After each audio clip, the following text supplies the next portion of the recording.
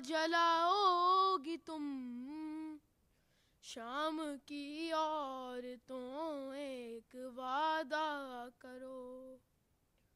सूरह शाहिदी बेकफन भी मेरी जैसी असीरे महन भी, खाली कुर्ते में मदफून गुरबात, मिसले असगर रही बेकफन भी। क्या कफन की तरह रोज चादर इस लहद पर चढ़ाओगी तुम, शाम की औरतों एक वादा करो। एक यसरब की थी शाहज़ादी, उसका सक्का था अब्बास गाजी, मश्क लेकर गया सूए दरिया और कब्जे में कर ली तराई। लोरियों में ये सच्ची कहानी रोज इसको सुनाओगी तुम, शाम की औरतों एक वादा करो। रोज कब्रे सकीना पे आओगी तुम, शाम की औरतों एक वादा करो। हमने जिंदा से पाई रिहाई, अब बहन पास होगी ना भाई। बात इतनी सी बस याद रखना, मेरी बची है गम की सताई। तुमने बाजार में तो सताया, अब ना इसको सताओगी तुम, शाम की औरतों एक वादा करो। रोज कब्रे सकीना पे आओगी तुम, शाम की औरतों एक वादा करो। कब्रे बेकस पे आंसू बहाने, हाल कैदी सितम का सुनाने।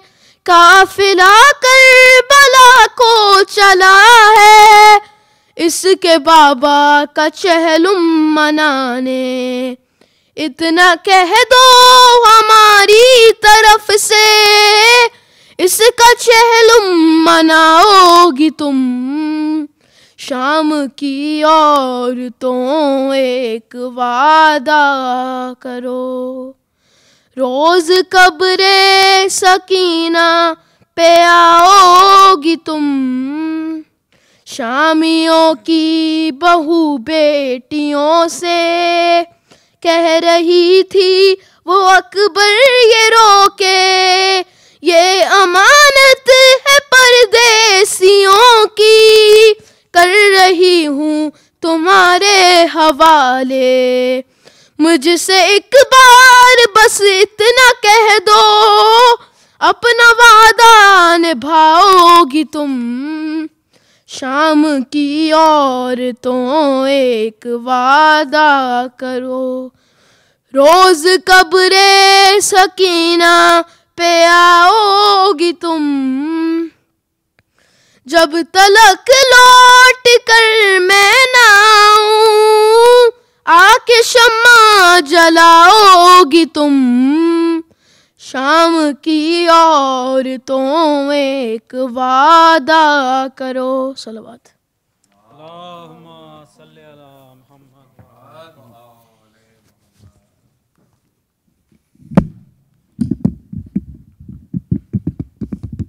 बर मोहम्मद व आले मोहम्मद सलवात।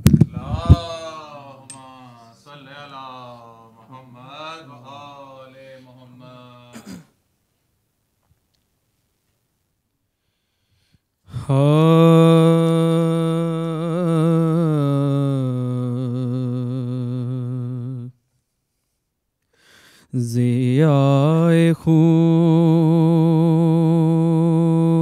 शहीदां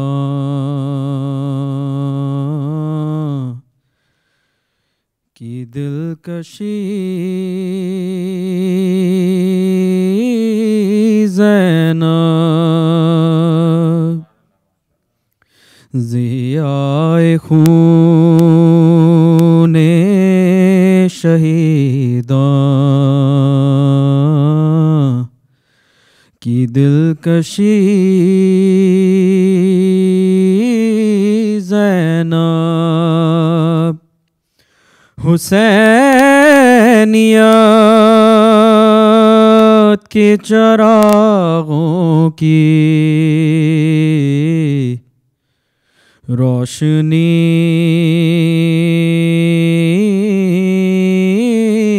ज़ैनब ज़ियाए खूने शहीदा की दिलकशी ज़ैनब किया वो राह में बरताओ कलमा गोयों ने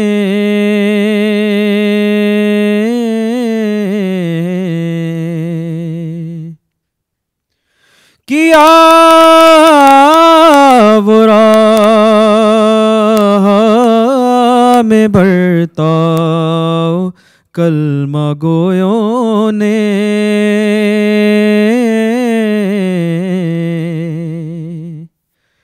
कि जैसे थी नवासी रसूल की ज़ैनब ज़ियाए खूने शहीदा हाँ की दिलकशी ज़ैनब अज़ाह शाह में ही जिंदगी तमाम हुई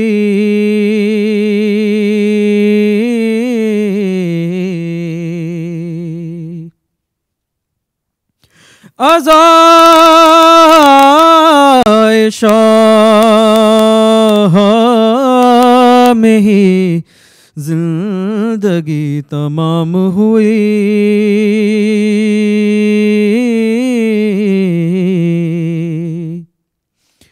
न अपने आनो मोहम्मद को रो सकी ज़ैनब अली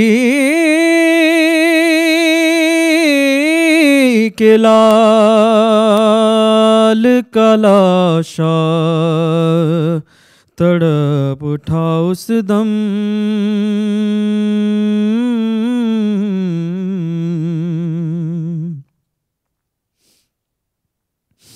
अली के लाल का लाशा तड़प उठा उस दम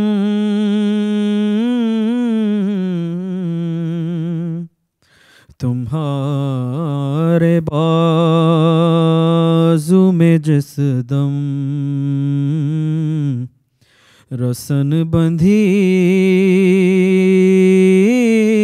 ज़ैनब ज़ियाए खूने शहीदा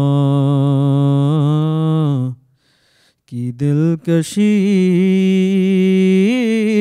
ज़ैनब किसी ने मारा जो पत्थर तो चुप रही लेकिन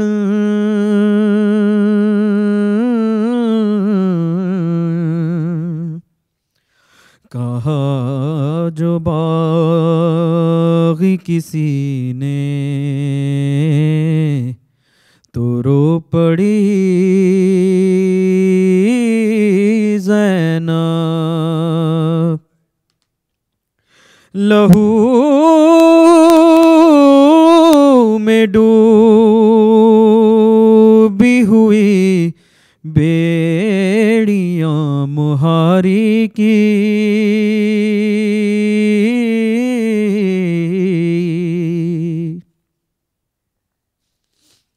लहू में डूबी हुई बेड़ियां मुहारी की,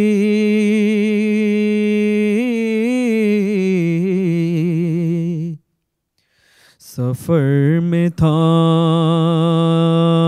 के दिल देखती रही ज़ैनब। ज़ियाए खून शहीदां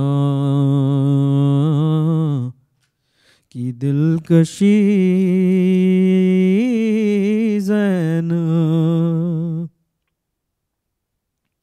हुसैन चूर थे जख्मों से फिर भी उठ बैठे,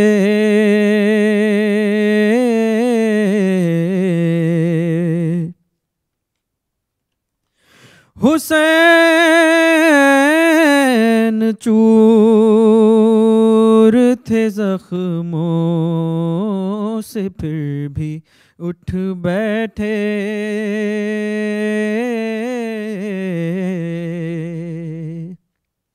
कहा जो शिम्र ने ख़ैमे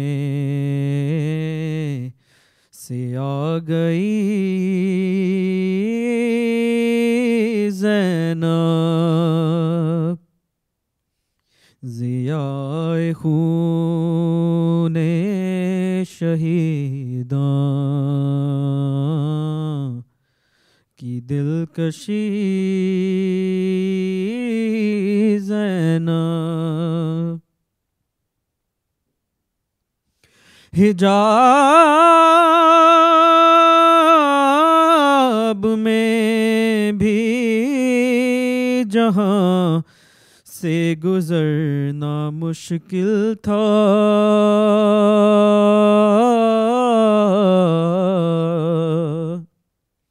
वहाँ पे कैसे खुले सर खड़ी रही ज़ैनब। ज़ियाए खूने शहीदां की दिलकशी ज़ैनब। हुसैनियत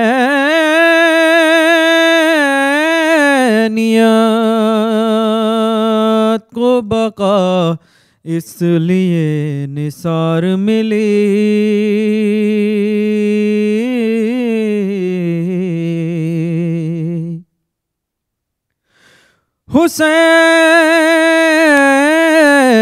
हुसैनियत को बका इसलिए निसार मिली,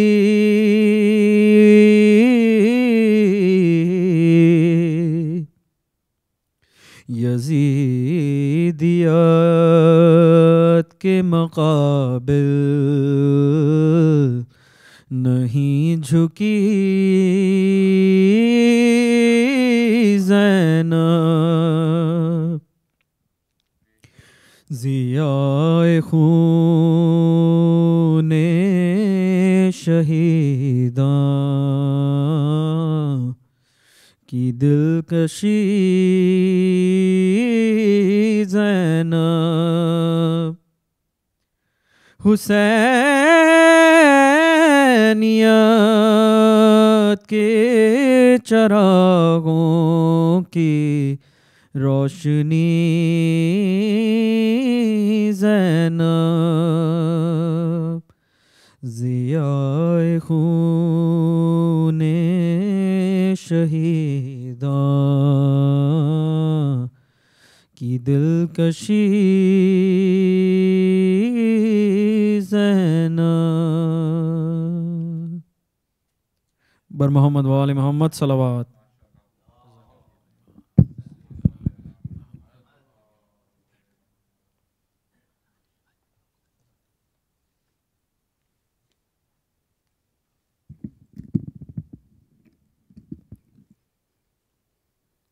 सलवात पर मोहम्मद वाले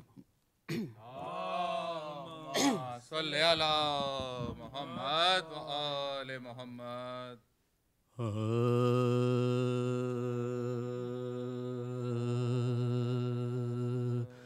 करार का फर्जंद था, करार रहा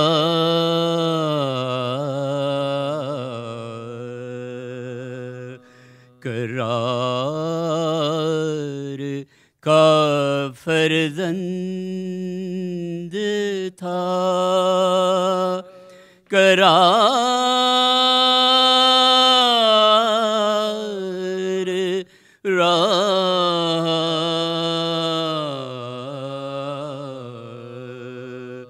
जरार का दिल बंद था, जरार रहा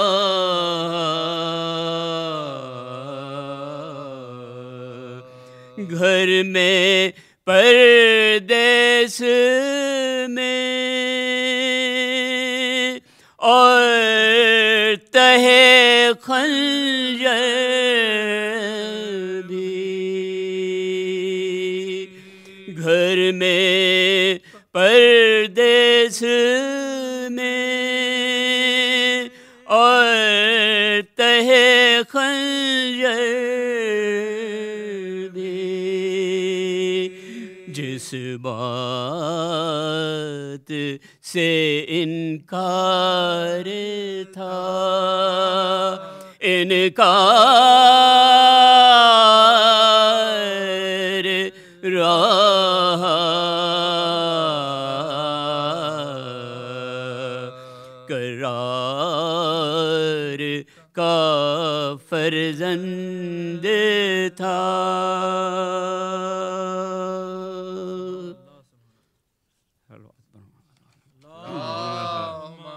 सल्ले अला मोहम्मद व आले मोहम्मद।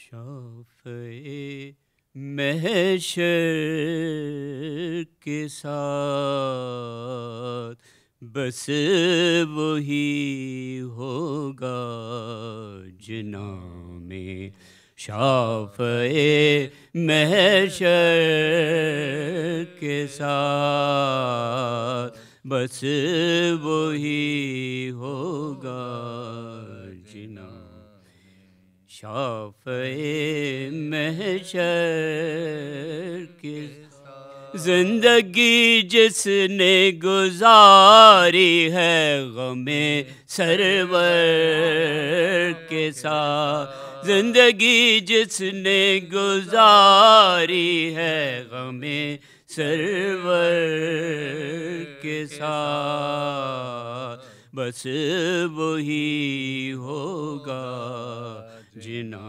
में, शाफ़े महशर के साथ बाग जन्नत में करेंगे मिदहते आले नबी, अरे बाग जन्नत में करेंगे मिदहते आले सब अज़ादारे हुसैनी में समो कंबर के साथ सब अज़ादारे हुसैनी में समो कंबर के साथ बस वही होगा जिना में शाफ़े महशर के साथ हम कभी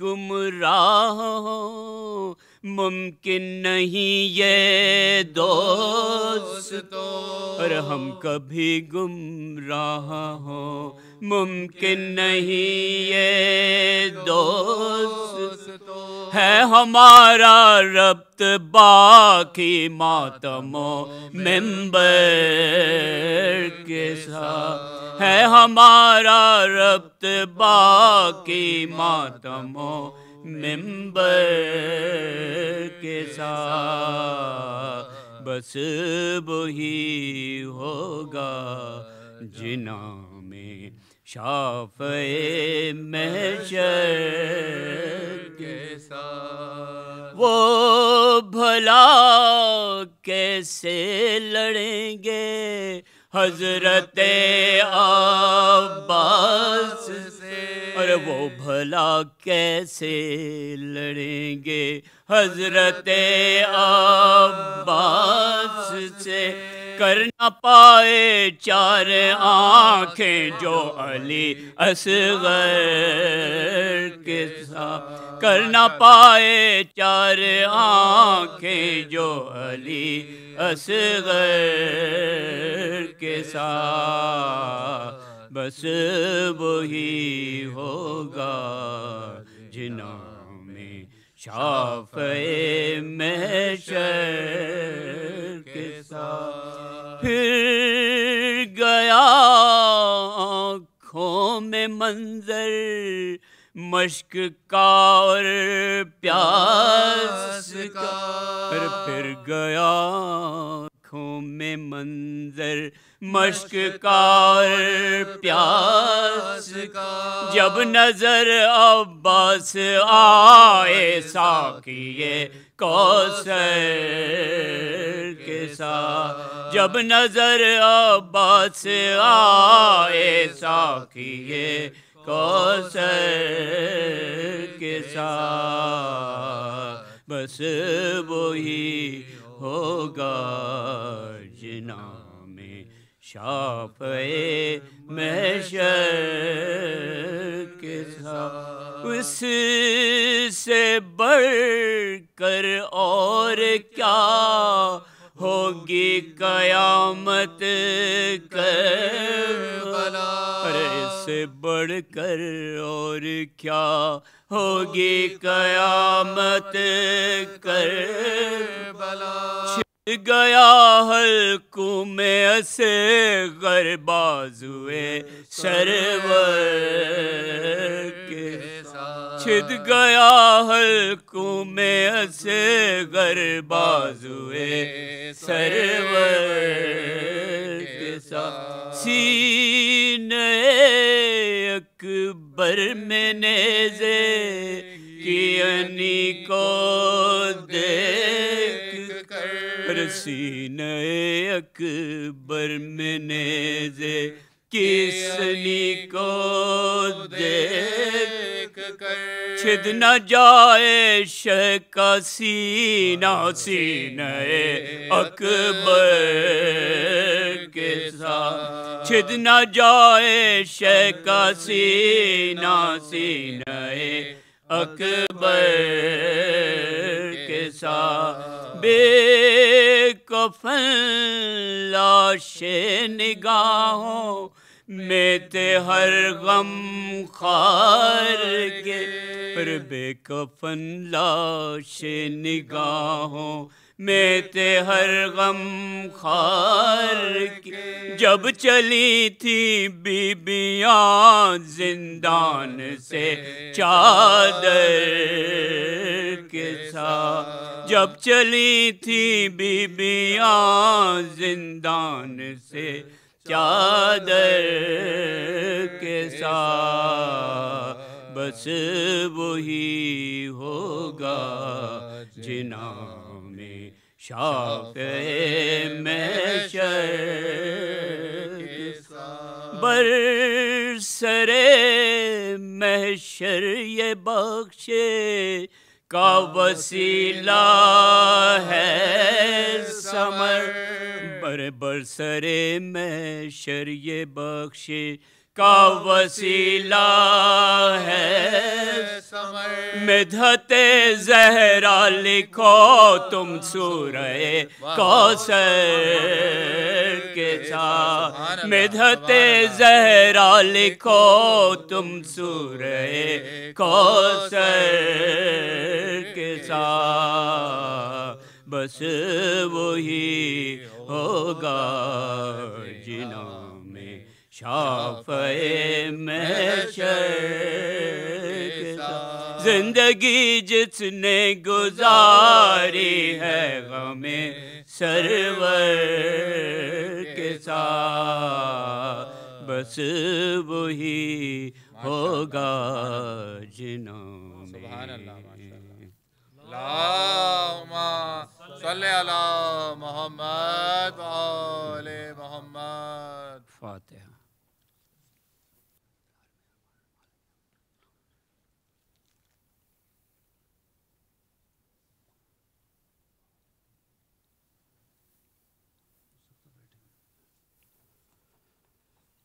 अल्लाहुम्मा सल्ली अला मोहम्मद व आले मोहम्मद।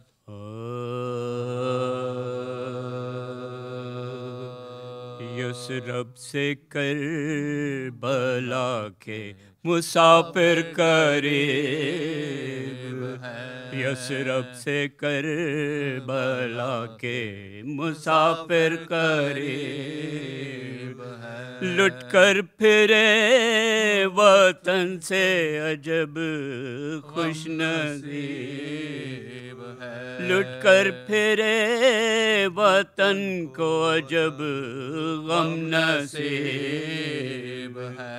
इस हाल से हबीबे खुदा के हबीब है, रे बेकस है सोगवारे इमाम में गरीब है, बेकस है सोगवारे इमाम में गरीब है। हजरत के बाद चैन की शक्लें बिगड़ गई, शहजादियाँ गज़ब की तबाही में पड़ गई, शहजादियाँ गज़ब की तबाही में पड़ गई।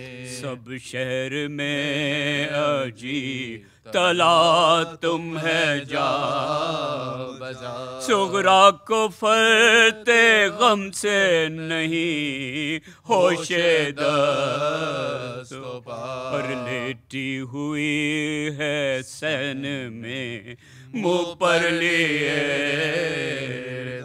सीने में दिल धड़कने लगा जब चली हवा, पर सीने में दिल धड़कने लगा जब चली हवा। पर कहती है खल्क से सी हसरत में जाएंगे, क्यों दिल कभी हमारे मुसाफिर भी आएंगे, अरे क्यों दिल कभी हमारे मुसाफिर भी आएंगे। अरे उठी ये कह के आशिके सुल्ताने नामदार, लेकिन कदम कदम पे गिरी वो नहीं बे इख्तियार हंस के ये चिल्लाई एक बार, लो नानी मैं तो जाती हूँ तुम घर से होशियार, लो नानी मैं तो जाती हूँ तुम घर से होशियार, सच है सफर से बादशाह मशरक़ लो तुम ये मैं फिदा मेरे बाबा हुसैन, लो तुम ये फिदा मेरे बाबा हुसैन, पर सुगरा इधर से पीटती पहुंची बचश्म तर, उम्मुल बनीन भी हाथों को थामे हुए जिगर, पूछा किधर है ख़ाहरे सुल्ताने बहरोबर, फिजाने बर के हजरत ज़ैनब को दी खबर, ज़ौजा रसूल पाक की तशरीफ लाई है, उम्मुल बनी भी आई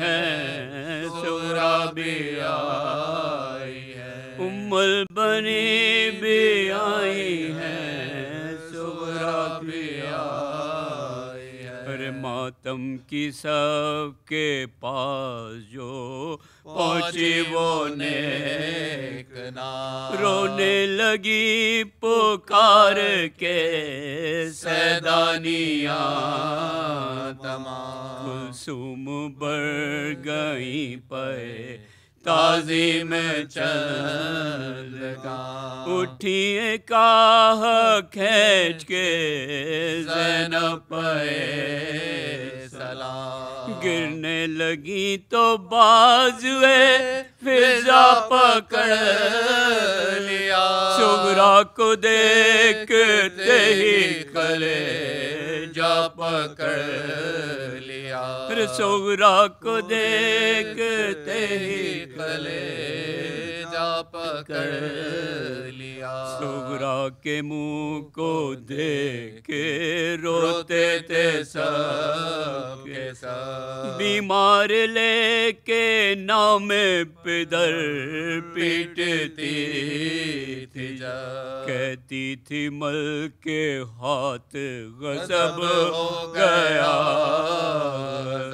बेटी बहुत उदास है बाबा बुलाओ, बेटी बहुत उदास है बाबा बुलाओ, रिकत हुई न ज़ब्त कनीज़ों से हट गई, सुगरा से उठ के हजरत ज़ैनब लिपट गई, सुगरा से उठ के हजरत ज़ैनब लिपट गई, यसरब से करबला के मुसाफिर करीब है।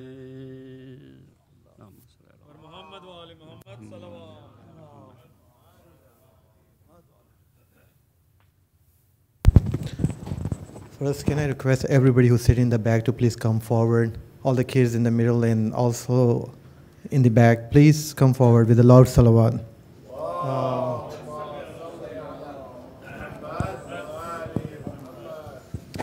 As you all know, the election is right around the corner, and mashallah, many American Muslim candidates are running in this election.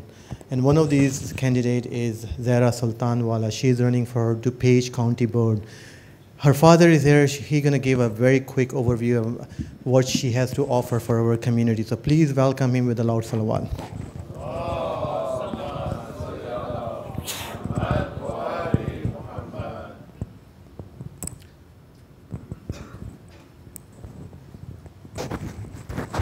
Assalamu alaikum.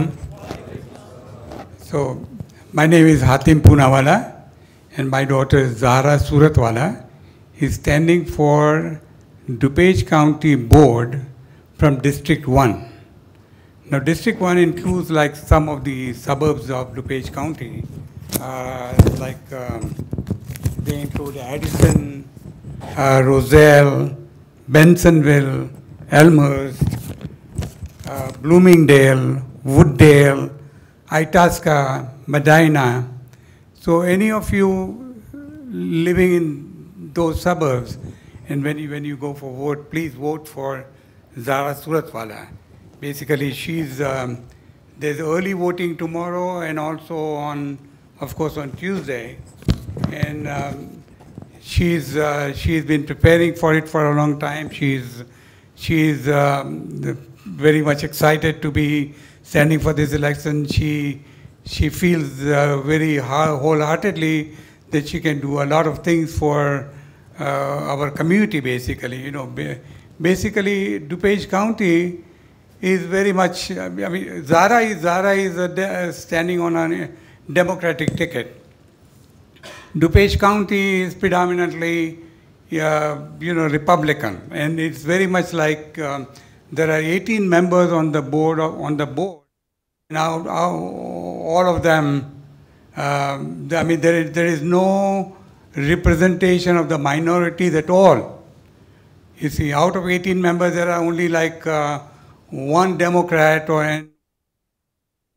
so basically, and everybody is very much underrepresented, and it is really now to our benefit that we have our representation. Basically, all the minorities, Muslim community, everybody basically, she has been endorsed by the Secretary of State. She has been endorsed by the Chicago Council of Muslims, basically. A lot of other organizations have endorsed her. And I'm here to request all of you to please vote on Tuesday, maybe even tomorrow if you can. And basically, again, request is to vote. Definitely go and vote for her. Okay?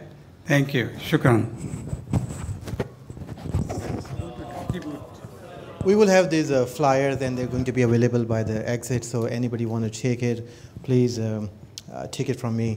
For Muhammad Wali Muhammad Salawat.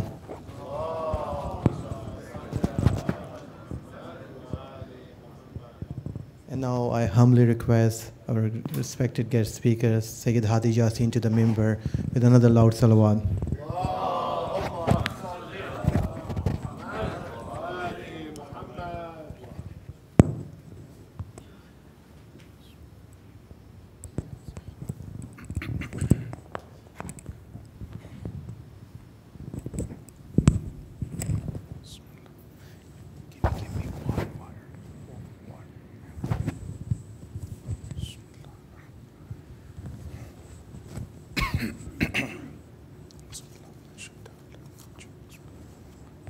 السلام عليكم ورحمة الله. أعوذ بالله من الشيطان اللعين الرجيم. بسم الله الرحمن الرحيم.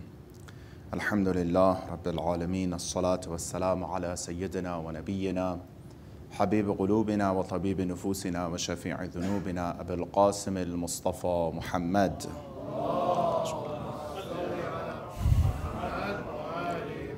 وعلى أهل بيته الطيبين الطاهرين واللعنة الدائمة على أعدائهم أجمعين من الآن إلى لقاء يوم الدين. بسم الله الرحمن الرحيم. رب اشرح لي صدري ويسر لي أمري واحلل عقدة من لساني يفقه قولي.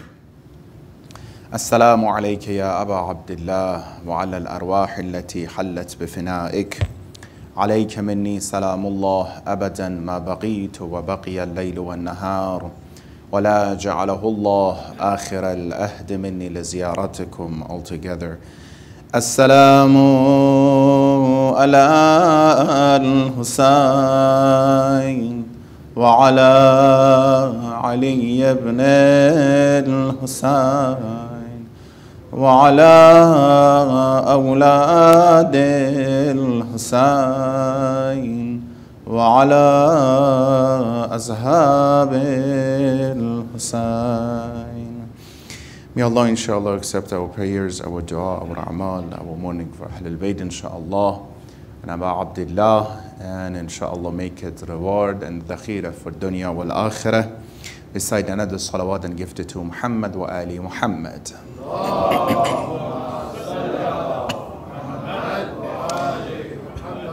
Assalamu alayka ya Rasulullah. Assalamu alayka ya Nabi Allah. Assalamu alayka ya Muhammad ibn Abdullah. Assalamu alayka ya Khatam al-Nabiyyin. Ashhadu annaka qad ballagta al-risalah wa aqamta al-salah wa atayta al-zakah wa amarta bil-ma'ruf wa nahayta anil munkar wa abadta Allah mukhlisan hatta ataka al-yaqeen. Fa salawatullahi alayka wa rahmatuhu wa ala ahli baytika al-tahirin. We thank Allah subhanahu wa ta'ala for this great opportunity once again in the Majlis. Another Majlis, another opportunity, alhamdulillah. This time we're getting closer to the end of month of Safar. The end of month of Safar is the Shahadat of Imam Hassan alayhi salatu wasalam, the demise of Rasulullah.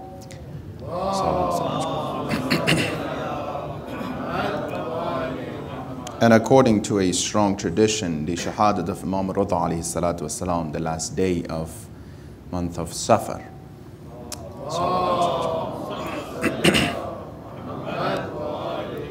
When you look, you see that this opportunity that we had in front of us, 2 months of great time, this promotion for us is towards the end. Although the path of Allah is always open, but sometimes there are the promotions that Allah subhanahu wa ta'ala, He intentionally set for us to take advantage of those times. Anytime you can go to a store and buy something that you like to buy. But sometimes they have promotion, they have sale, they have Black Fridays. They said today if you come, you're going to get more than usual, right? Every time, anytime you can come. But there's a promotion for you this time and you come. Those who go and take advantage of it, if they want, they gain more. With the same amount, the same amal, with the same time, you gain more, right? And those who don't might be the loser here. Allah subhanahu wa ta'ala, He provides one day, 1 month Muharram, 1 month Safar, 1 month Ramadan, another month Sha'ban, another one Rajab. What is it? Does He need us to do these things? It looks like these are all excuses Allah subhanahu wa ta'ala He's setting for us to say there's no more excuse. Come towards me anytime, anyhow you want. And it's up to us to take advantage of those times, because some people are so neglected, so busy with this lifestyle of this dunya that they forget about the points and the reason that they are here in this dunya. When you look at the structures of this world, how amazing, how professional, how organized, with how much cost this world is actually being running right now, you see that this is too naive to believe that we're here only to live, to sleep, to stand up, to work, to eat, to have some fun, and at the end, Khuda Hafiz, goodbye, let's go to another world. That's too naive to believe in this. Imagine if we're going to run this building, how much we're just paying for the bills, right? Imagine they build this building, very professional setting, and there's just it's just right this. We just build it to make it beautiful. Some people come and go. What is the purpose behind this, right? And imagine how the whole world, just the sun, imagine how much it costs for the energy that sun is, energy that the sun is using and consuming to actually warm the whole universe and everything that it's doing basically. For what? For me and you just to live in this dunya and to one day go? Let's say we're very good people as well. What is the purpose of that? What is the goal behind this? Therefore, although, the same way that we in our daily life, in our professional life, in our academic life, we have goals set to make sure what we are following, inshallah. Anyone knows, if you're a businessman, you have a business plan. You know what goal you're following. At the end of the year, when it's the tax time, you calculate everything. You know how much you gain, how much you lost. If you are employee of a company, the same thing. You have a goal in your mind. If you're a student, you start your college, what you want to get, what degree you're following. If not, you're just wasting your time. In our professional life, we're using this to make sure we're doing the best. But how come in our spiritual life, Do you have any goal in your spiritual life or not? Are you following any specific agenda, any goal that you want to? Although 85% of people don't have a clear goal in their lives, let alone a spiritual perspective, but what am I following? What am I trying to gain? I came 2 months of Muharram and Safar in the Majalis of Ahlul Bayt Imam Hussein. What am I looking for? What did I look for? What was my goal in this Majlis? If I don't have any goal, just attend the Majlis, it's like that guy go to university, pays a lot, but he doesn't have any goals. You have seen them. After 4 years, he says, no, that's not a major for me. 4 years you wasted your time. I have some friends. 4 years you wasted your time that you're saying today is not your major. You should have thought about this before, right? So we have goals in our daily life, but how about a spiritual life? What is the goal that you're following by coming to the Majlis of Ahlul Bayt? What is the goal that you're following by Salat? What is the goal you're following by anything that you're doing? Do I have anything in my mind, a project in my mind that by saying my Salat, by attending this Majlis, and I'm making it more detailed, this Majlis, what is your goal that you came here tonight? I know you have many other things to do. You could be somewhere else. You came here, you decided for what? Am I trying to gain something? Am I trying to change something? Or no, if randomly you just want to study and study, you will never finish that degree and that course, and you can never have your degree unless you know where you're following. Then you can see, am I progressing or not? Am I improving or not? Right? When you have a business plan, next year the tax comes, says, okay, I'm losing money, so I have to. Next year comes, oh, I have some money more. Alhamdulillah, I have to. My project was that I have to have 100,000, for example. Now I'm going to go over $1 million. So it's all the project that you have in your mind. The same in the spiritual life. What is the goal that we have here? And those who say we have a goal so far towards the end of months of Safar, did you achieve your goal or not? Did you achieve what you were supposed to do or not? We still have time. We still have time, alhamdulillah. This promotion that I said is still going on, and we have time to take advantage of it. Towards the Safar, that's amazing. 2 months of worship, 2 months of ibadah, 2 months of respect for Imam al-Hussein ﷺ. At the end, we have the demise of the Rasulullah Muhammad sallallahu alayhi wa alihi wa sallam. And some of his Ahlul Bayt. We see here that we know that everything is happening in this dunya there is a reason and hikmah and a specific goal behind this. In Salat Ghufayla, which is in Quran as well, it says, وَمَا تَسْقُطُ مِنْ وَرَقَةٍ إِلَّا يَعْلَمُهَا. A single leaf from a tree is not going to fall down unless Allah subhanahu wa ta'ala is aware of that. So when things happen in our lives, He is aware of that. It's all about me knowing exactly what I'm following. As I said, getting close to the demise of Rasulullah, when you look, you see that how much Allah loved us, all human beings, that He set everything for our guidance. When you look at the Rasulullah, you want to see his position. It's way more difficult, too difficult for us to be able to define who he is. To talk about him and his attributes is almost impossible. Someone like Imam Ali ﷺ, he is the one who should talk about who is Rasulullah and his position. As Rasulullah said to him, Ya Ali, no one knows Allah except me and you, to that highest level that we're talking. Everybody knows Allah. You might have many friends that they know you, but only few of them, or maybe one of them, they know you truly, right? Everybody might know Allah, but those people that they know Allah, me and you, Ya Ali. No one knows me, Ya Ali, Rasulullah is saying. No one knows me better than you and Allah. And no one knows you better than me and Allah subhanahu wa ta'ala.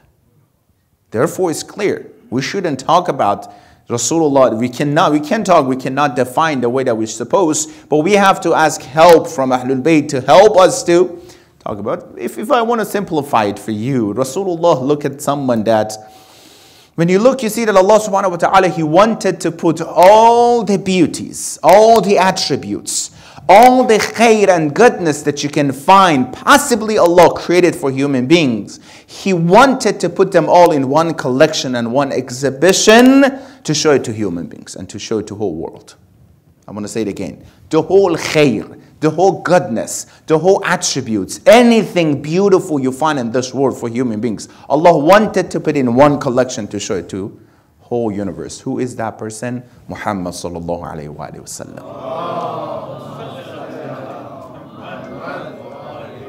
He's the exhibition of all the khair and great attributes of Allah subhanahu wa ta'ala on this world, in this grain. How is it any attributes that you see Allah created for human beings that He mostly has it Himself, Allah subhanahu wa ta'ala? He wants us to have it, right? Allah subhanahu wa ta'ala, He's the absolutely generous. No one is like Him to that level generous. But the one who has the highest level of generosity among human beings is who? Rasulullah. The one who is closer to Allah subhanahu wa ta'ala. The one who is the kindest human beings. Allah is the absolute kind. No one can be like Him. But the kindest human being in this world is who? Rasulullah subhanahu wa ta'ala. Any attributes you want, mercy, prestige, honor, humble, anything that you can find, the best attributes, Rasulullah has the best level of them. Why He's the best of all human beings? Because His attributes are the closest attributes to who? Allah subhanahu wa ta'ala. Therefore today if you find someone who is generous, we love that person. We say he's very generous. Why? Because he is closer, she's closer to the attributes of Allah subhanahu wa ta'ala.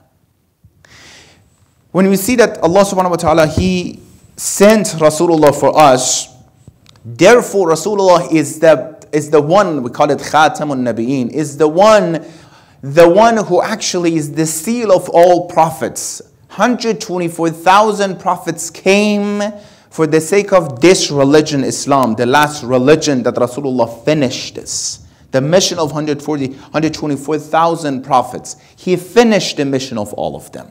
Because inna deen, Quran says, inna deen inda Allah al-Islam. The deen that Allah wants for human beings to the end of the world is Islam for us. Therefore, Rasulullah is not only for us. Is not only for us. Ibrahim, we have it in the Quran, it says, Rabbana waj'alna muslimayn lak. Ya Allah, make me and my son among those who are submitted to you, Muslim, submitted to you, Ya Allah. He's praying and he wants Allah to do this and to give him this honor.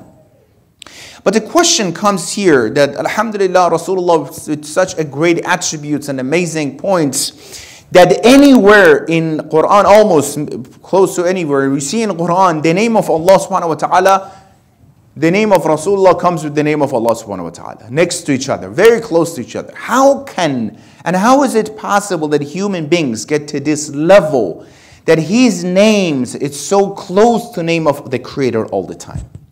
The one that Allah subhanahu wa ta'ala says Himself, Inna Allah wa malaikatahu yusalluna ala nabi. Ya ayyuhalladhina amanu sallu alayhi wa sallimu taslima.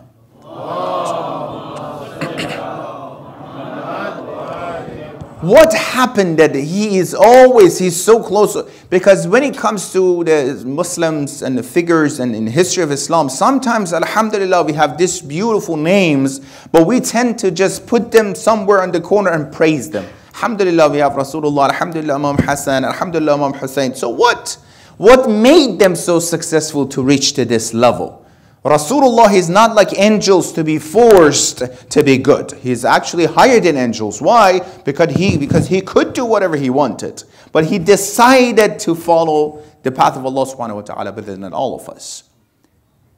He decided when Quraysh came to him to bribe him, he could accept it. Imam al-Hussein, he could accept what Yazid is offering to him. They didn't accept. They didn't accept. That's why when it comes to, remember last night I said, this strength in their mind, the status of mind, that they can say no to something that is not good. What we have to practice mostly, what is actually the summaries of all Islamic regulations is that control over mind, that you can say no to something that is not right. Which us parents, we have to teach our children to be able to sometimes say no to what is not good for them. The one who can pray, the one who can have control over the mind, when it comes to haram and something wrong, he or she has the power to say what? To say no.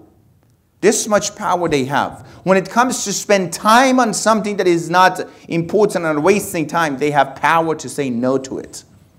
Let me give you a clear example. When it comes to our smartphones, to our social medias, sometimes you don't have control to say no to it.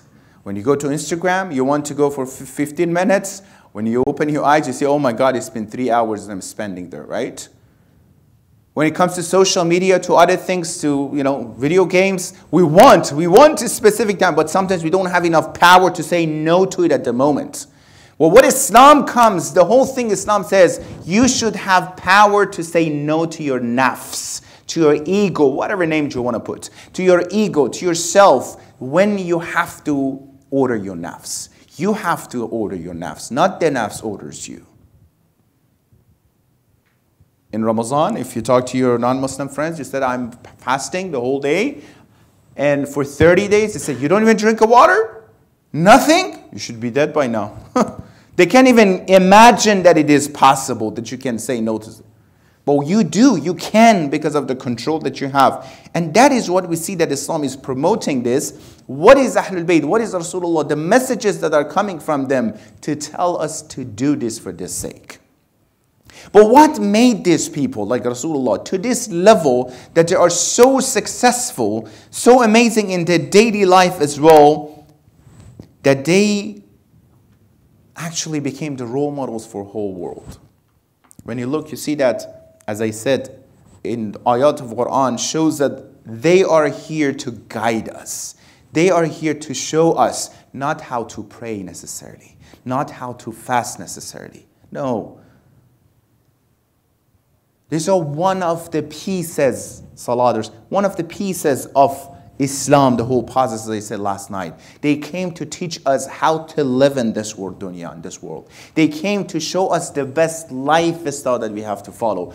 What is the best lifestyle that I need to have? I don't know if you thought about this. The lifestyle is something that I have to pick from scientists, psychologists, sociologists, some other people outside.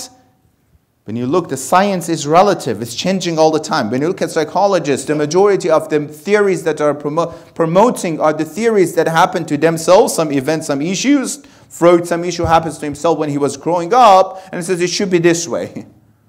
It's relatively, you see, that's stable. It's not stable. They're saying their own issues and problems, making it the theory and promoting it for other people. Then what lifestyle? Should I get my lifestyle from you? From you? Or from someone who created me? You see that when you create something, when an inventor invents something, they always, if you buy a phone, there is always a manual next to it. There's always a manual next to it. If they don't send him, it's actually by law, you have to send a manual with it. How can Allah subhanahu wa ta'ala, He created us and He doesn't send a manual for us? And says, you guys go figure it out yourself. It's not possible. He created and He is showing. Therefore, Rasulullah, when He comes, is the guidance for the sake of what? To show us the same as Ahlul Bayt, the same as Imam Hussain alayhi salatu wassalam. When you see that in Karbala, Imam Hussain alayhi salatu wassalam, he's saying, Hal min nasirin yansuri. It might be the first time you're hearing. When he says, Hal min nasirin yansuri, he's not asking for help. That's so weak and naive to say he's asking for help. Because at night of Ashura, he's turning the lights off and saying, what? Leave me. I don't need you guys. Then how come it did? If he needed, why he said? Usually the commander at that critical time, they don't lead. They don't let the soldiers to leave. However, at night, he's saying, leave me. Noon of Ashura, he's saying, Hal min nasrin yansuruni. Have you thought about this? How you put this together? Contradictions? No. The reason that Imam al-Hussein alayhi salatu wasalam, he's saying, Hal min nasir, is there anyone who needs my help? Take my hands.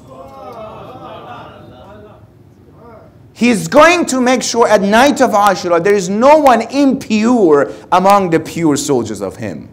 At the day, he is going to make sure there is no pure among the impures of the soldiers of Allah. That's why when he says the group of people like Hurr ibn Yazid Riyahi and others will come and join Imam Hussein alayhi salatu wasalam. Hurr is one of them who joined Imam Hussein. He's the most famous one. There are many other people came that joined Imam Hussein alayhi salatu wasalam. He's there to help, not to ask help. It's up to me if the whole world, the whole universe go against the path of Allah and Rasulullah and Ahlul Bayt. Are they going to hurt Allah subhanahu wa ta'ala? No. If the whole universe became Amir al-Mu'mineen, are they going to add anything to Allah subhanahu wa ta'ala? No. It's all about, I need it. I need Ahlul Bayt. I need the lifestyle of Rasulullah. Because every single lifestyle that human being, as a psychologist I'm saying, every single lifestyle that human being they created for themselves somehow failed. might be successful in one aspect and another aspect has issue. He might become the most famous businessman in the world, but you know, at home he has some issue with his family. Got divorced a few times. He might be very nice at home, but business might have issue as well. Huh? He might be beautifully outside, everyone loves him, but inside everyone maybe, you know, against him and hate him. When it comes to lifestyle of Allah subhanahu wa ta'ala that He wants for us is the complete version of lifestyle. Everything that we're doing, all this salat, all this ibadah, all this worship, coming to the centers are the pieces that would help us to create that what? Lifestyle for us. That is strength for us. And it's up to you. You want to follow it. I always talk to my younger friends. Say this is that. Okay. If you want it, follow it. If you don't want it, don't follow it. That's up to you. There's no force like ikraha fi din, but you will stay with the consequences of your decisions. Soldiers of Imam Hussein alayhi salatu wasalam, they stood with the consequences, what they did, and they got the reward. And were they all among the ma'sumin who attended the army of Imam Hussein? No. Among them we have Zuhair ibn Qayn Hilali or Bajali, the one who is against to join Imam Hussein alayhi salatu. You know the story of Zuhair. He is against. He left Mecca with Imam Hussein's Karawani. He's a businessman. He's a millionaire, right? He left from Mecca with Imam Hussein Karawani. He said anywhere that Hussein stays, don't stay there. Either go behind or after him. One of the greatest name in Ashura. That he stood up on night of Ashura. He said, if I have 100,000, 100 lives, and they burn me and I still be alive and come back, I want to sacrifice myself for the sake of you. The same guy. Whenever Imam Hussein was standing, he says, I don't want to be with him because I know what he's going to say. In one manzil, one station, they all got together. Imam Hussein sent his ambassador. Imam is sending his ambassador to someone. You need my help, come to me. I know you are pure. You have to come and help. At first, he doesn't want to go. No, I'm not going to go. His wife is there. He says, how shame on you. The son of Rasulullah is inviting you and you're not going to go? Good for those women that they make the husbands Ahlul Jannah. Good for those fathers that they make their family Ahlul Jannah. Not that fathers and mothers sometimes to put their children in some difficult situation that they have to pick between Jannah and Nar. So we see that he went, no one knows what happened between him and Imam Hussein, what he told when he came back. He's a millionaire. He gave everything he had for the sake of Imam Hussein. He says, I don't need anything. He gave it to his wife. He says, I'm going with Hussein. What is there? What is, you see this passion? This, imagine today a millionaire does this. How amazing it will be, right? When you look at this, you see this strength comes. Then Ahlul Bayt are there for us to follow them to be successful in this world. To follow the best way from all aspects. Business, someone came to Imam Ali, says, I want to open a business. The first thing you want to do for business is what? You look for a business plan. Imam says, go first, learn about the ahkam of business in Islam and then open the business. If you want to be a successful businessman, if you want to marry first, go learn about the regulations, what Islam and what other even sciences and knowledge are saying about marriage, and then go marry someone. If you want to have children, learn first about this and then have children. If you buy an expensive device, you don't know how to use it. You never jump to put it into the wall, the electricity, and use it. You read the manual first, don't you? Because that's expensive. How come you jump, you get married, and you don't understand whatever is going on with marriage and the challenges and how you treat each other, not Islamically, not psychologically. You jump into the marriage, and after 30 years of issue, we're not good for each other. What do you expect? Did you learn anything about it? Did you see any professional to help you? Quran says something else. Allah says in Quran, He says, we created you from the same soul. The purpose of marriage, لَتَسْكُنُوا إِلَيْهَا. The purpose of marriage is to find tranquility and peace at home. That means if you do not have tranquility and peace at home, you're missing what Allah subhanahu wa ta'ala, what Islam wants you to reach from marriage. It's not a psychology from the textbook, it's from Quran. You have to find peace. And now, mashallah, brothers and sisters, Muslim and Shia, follow Ahlul Bayt, 20, 30 years are living together in pain. And you claim that you're Muslim, you claim that. We're going to talk more about this. Therefore, Ahlul Bayt are for what? to show us the path in every single aspect of your life. If you want to be the most successful, because what? Because the life is still coming from who? The one who created us. He knows the best for us. He knows the best. When you create something, you know about every single detail of what you created. Huh? He created us and says, when I say your prayers, sweetheart, because I created you, I know this is good for you, some part of your life. When I say, don't say this, don't hang out with that friend, because I know here it's needed for you. You should follow it. I created you. Just trust me.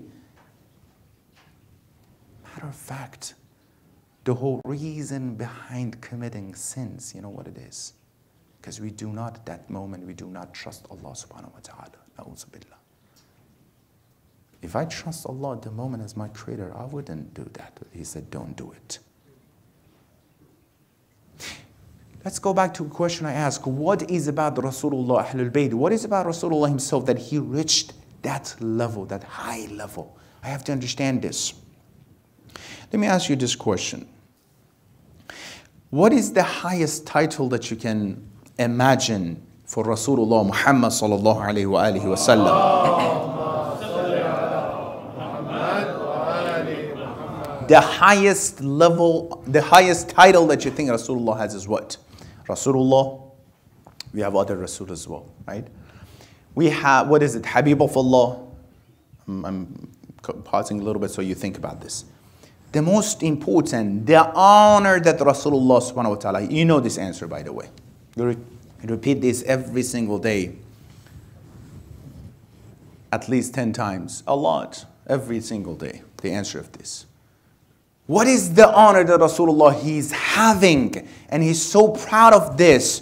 You're reciting your salat every single day. Ashhadu an la, let's recite together. Ashhadu an la ilaha illallah. Wa ashhadu anna Muhammadan abduhu wa rasuluh. If you want to become a Rasul, you should be an abd. If you're not abd, you cannot be a Rasul. Why he didn't say Ashhadu anna Muhammadan Rasuluhu wa abduhu? Huh? We know in Quran everything, but Allah says there is hikmah behind this. Ashhadu anna Muhammadan abduhu. If you want to reach the highest level of humanity, the highest level in this dunya that Rasulullah reached, although no one can reach that level, but if you want to reach that level, the first step is to what? Become an abd.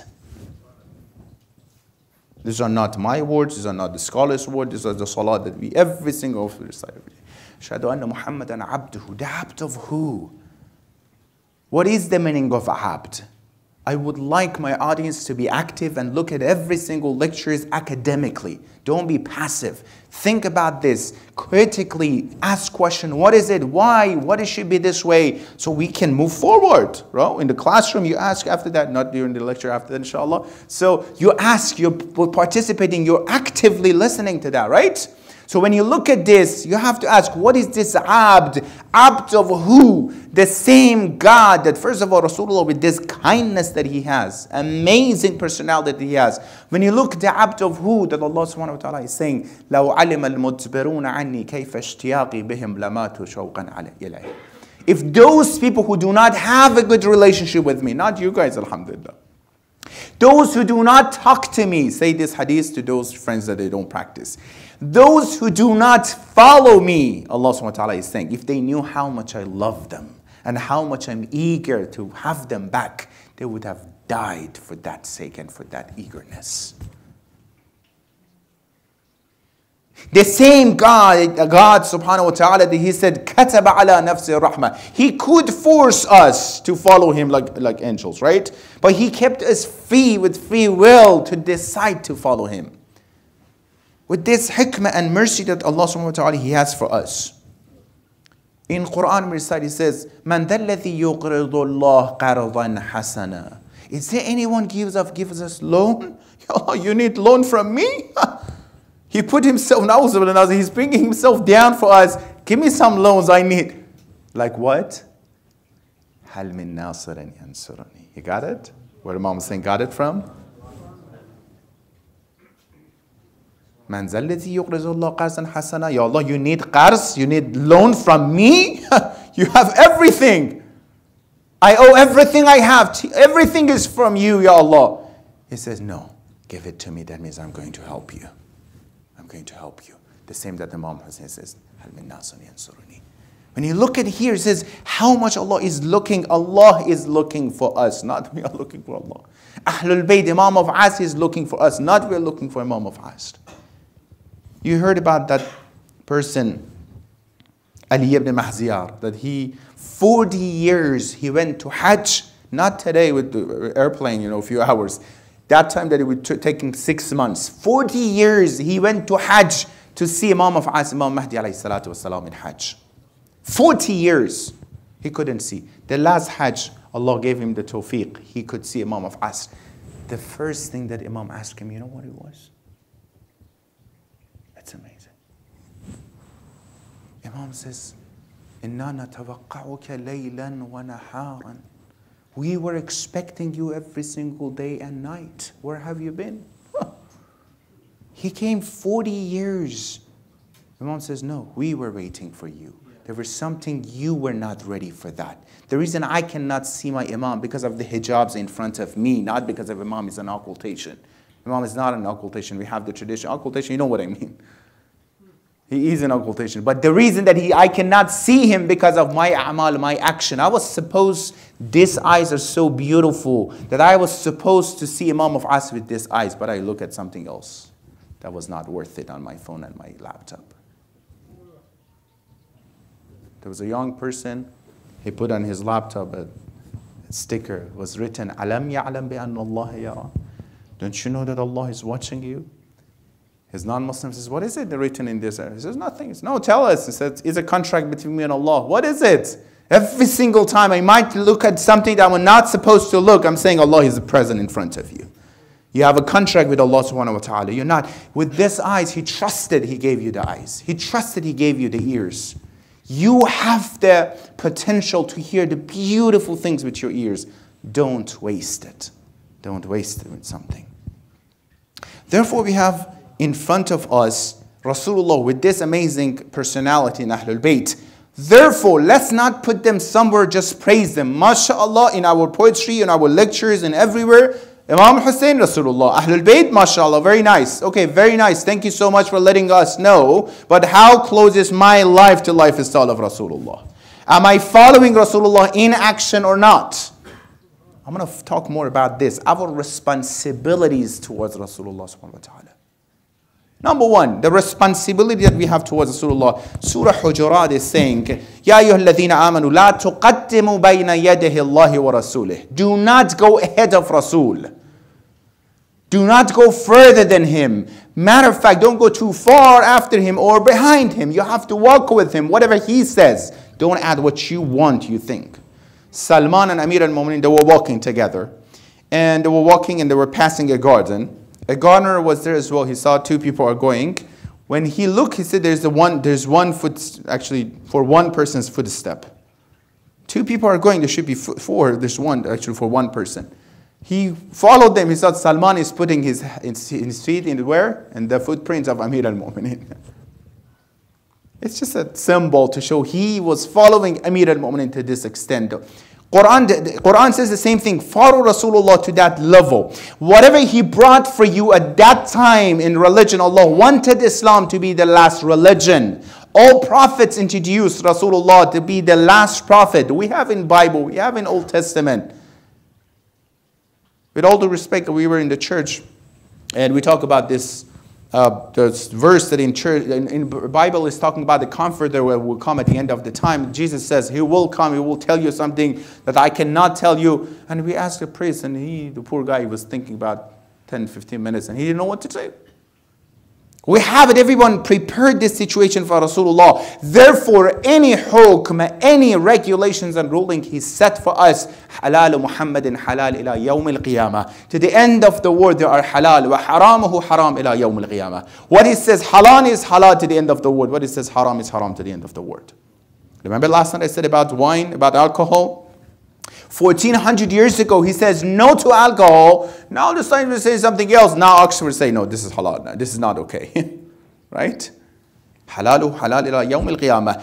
When Rasulullah prayed in a way that He said you have to pray this way, don't add your own opinion into this. He said, you have to pray, and with all due respect, your hands should be open. Don't be ahead of him. Don't say something that it's not part of deen. 250 years we have the presence of Imam Ma'soom actually physically present, and they were praying with open hands. Don't go ahead of Rasulullah. Don't say something. Imam Baqir, he's the one, Imam Baqir, Imam Sadiq, they are the one who are the teachers of two Imams of Ahlul Sunnah. With all due respect we have, it's an academic discussion by the way. Abu Hanifa, the Imam of Hanafi, and Malik, the Imam of Maliki, they are the students of Imam Sadiq and Imam Baqir, right? This in the history, right? Imam Baqir says, do not close your hand, do not make distance between your feet when you start salat. Sunan Ibn Majah, one of the greatest books that Ahlul Sunnah they have. Kitab Iqamat al-Salah wa Sunnah Hadith 1061. He says when Rasulullah, he was praying, not the Shia book, he has his hands open. Three of the Maktab of Ahlul Sunnah, Hanafi, Hanbali and Shafi, they're saying it's mustahab to close your hand. Maliki says it's makruh. Shia says it's not permitted. None of them is saying it's wajib. None of them say it's wajib. Even those who say mustahab, some of them say it's put all the way at the bottom of your stomach, some says on your chest, some of them here. Okay, which one? Which one we have to follow? We have the book, Ibn Qudama, another scholar, he says, in the book that he had, he says, Hanbal, he has a riwayah, he says you have to put your hands, beneath and under your belly, and another one is saying put it on your chest. Different narrations that they have. When Rasulullah says something, when he is actually announcing something halal and haram, we have to follow it. If we want to go ahead of Rasulullah, you know what happened? That happens ISIS. That they come with their own version of Islam, not what Rasulullah brought for them. Their own understanding of Islam, not what exactly Rasulullah he wanted for them. After Khaybar, there is a Jewish lady called Zainab bin Harith. Zainab bint al-Harith. Bint al-Harith is the Jewish woman. After Khaybar, she came to Rasulullah and says, yes, I want to repent and stuff like that. She cooked a lamb shoulder and he brought it to Rasul for Rasulullah. The history says Rasulullah, he loved lamb shoulder by the way. He brought it for Rasulullah, and before Rasulullah, he grabbed something from it. There is one of his companions, Bishr bin Bara. Before Rasulullah, he took a bite from it. Amir al-Mu'minin was standing, he says, Bishr, La tuqaddim Rasulullah. Don't go ahead of Rasulullah. That's not respectful. He got another one. He says, it's not stingy. He put the second bite. He fell down. He died. That was poisoned. Amir says, I told you don't go ahead of Rasulullah. I told you. They wanted to bury him. A tradition says, Rasulullah says, tell Ali to come. He argued with Ali. He should be satisfied with him. He didn't do anything haram, by the way. He was just not respectful. He's a companion of Rasulullah. He did jihad and everything. Tell Ali to come. He should be satisfied with him. And Imam Ali came and he says, when he was there, he says, I told you because of the respect, not, Therefore, when you look at this, when I have to look, I see that when Rasulullah is promoting being the abd, following him in action, the question comes to me, one thing I have to ask myself, what is the level of servitude that I'm following? How close I'm to Allah subhanahu wa ta'ala with this abd? Being an abd of Allah subhanahu wa ta'ala and following him and following Islam to this level. When it comes to my salat, we talk about salat. When it comes to my salat, first of all, I might just wait all the way towards the end. I can't wait when I'm in salat to finish my salat. You see some people, as soon as they say Assalamu alaikum wa rahmatullahi wa barakatuh, he's already in the kitchen. He's already outside. It's like it's being chained. But those people who love each other, when they talk, they're just looking to lengthening this conversation that they have. Rasulullah is waiting for Bilal to say the azan. He says, Arihna ya Bilal. Say the azan. That's the time. Free us from this pain that you were waiting for salat. We have to go to salat. It's like something that he was looking into this to say his salat and to follow him. The second way that we have to, let me tell you what. When we come about the lifestyle of Rasulullah, it's from all aspects of his life, not just one aspect. The lifestyle, when it says, Quran says, لَقَدْ كَانَ لَكُمْ فِي رَسُولِ اللَّهِ أُسْوَةٌ حَسَنَةٌ. Indeed, there is a great example in Rasulullah for you. Allah is saying, the Creator, if you want to be successful, follow this person. That means the lifestyle of this person. Huh? What is in lifestyle of this person? That means I have to daily life. I have to check my daily life with life of Rasulullah to see, am I following him or not in action? One of the most important things, as I said, in marriage at Rasulullah, we have many traditions about this. Then he's saying about the importance of that. Pay attention, what you're doing, what you're following, what is your goal in that? Couples, husband and wife, they have to look for that goal. They have to improve themselves. They have to improve after marriage. If someone who had issue with anger before marriage, after marriage he should say, Alhamdulillah, I got rid of my anger. Not to go opposite. If someone has issue with patience, they have to work together, husband and wife, to get rid of that issue, to improve themselves, to grow together. When it says marriage in Islam is a sacred action that you have to do. It's holy. Means what? Means you have to improve yourself to go forward. Rasulullah one day, he asked Amir al-Mu'minin Imam alayhi salatu wasalam. He asked him, Ya Ali, how do you see your wife? How's your wife? Talking about who? The best of all people, Rasulullah. He's talking to the second important person in the whole world, Amir al-Mu'minin. About the best of Khairun Nisa al-Alamin, the best of all women in the whole world. How do you see your wife? When they talk, it's all examples for us to understand. He says, how do you see your wife? When they're talking, Amir al-Mu'minin says, as a psychologist who work in the field of marriage for many years, I said this is a doctrine of marriage. For Muslim and non-Muslims, atheists, doesn't matter. What Imam Ali says is a doctrine of marriage. He says, نِعْمَ الْعَوْنَ عَلَى طَاعَةِ اللَّهِ. The best of all supporters to follow and worship Allah subhanahu wa ta'ala. He didn't necessarily say she's the best cook, mashallah, she's a very good mother. When he says this, that means everything is in it. She's helping me to get closer to Allah subhanahu wa ta'ala. The other way, the same. Don't go home and say, Seyed says, you have to be that way. Because you should be the same as well. You should help all of us, spouses, to help each other to get closer to Allah. We have to help our children to get closer to Allah subhanahu wa ta'ala. Rasulullah, alhamdulillah, we are Muslim, mashallah, everything is great, alhamdulillah. If my lifestyle is against the lifestyle of Rasulullah, believe me, nothing is going to help me. Islam is in الَّذِينَ آمَنُوا وَعَمِلُوا الصَّالِحَاتِ. You have to act upon your iman.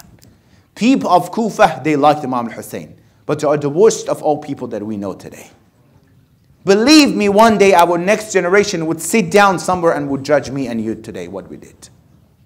If today you're sitting here, inshallah, it's because of the pure milk and generation and the tarbiyah and nurturing of your parents that today you're here, sitting here today. Our generation, if they are going to be in the path of Allah subhanahu wa ta'ala, is my responsibility as well. I always say that you stop that father at the day of judgment that says you misguided a million people. He says, Ya Allah, how can I misguide a million people? Yeah, because of your action, your amal, your whole generation shifted to the wrong direction. You see on the opposite side as well. I have a brother came to me and said, Seyed, we were in, I think he says in Pakistan, he said the whole generation of us, the whole family, they are not just simple Sunnis, they are against Ahlul Bayt. Only us, small family among all this extended family, we are the followers of Ahlul Bayt. Why? Because my grandfather, he converted to Shia. All of us now in this direction are Shia. Opposite as well that we're following. Then it's come to this point that, how could, Rasulullah, he said himself, he was sitting and says, there's some people at the end of the time, they hate me and I hate them. They hate me and I hate them. The companion says, Rasulullah, you're talking about kuffar, right? Disbelievers. He said, no, they're Muslim. What? Who are they? I said, those fathers that their children wants to practice, to follow Islam, they're forcing them to get away Islam by being attached to dunya. Today, my son is going to get married. The only response, the only advice I have for him is what? Make sure, this business is good, that business is good, do this and do that. MashaAllah, take $2, become $4. Do I say anything about the rights of women? Do I say anything what Islam says about the rights of, husband and wife? Do I teach him, be careful? My daughter is going to get married. What kind of advices we usually give them, the mothers give them? Be careful, your in-laws. Don't smile too much in front of them. Or the relationship between chickpeas and potato and tomatoes, not the relationship between, husband and wife. Then what do we expect when the children come out somewhere?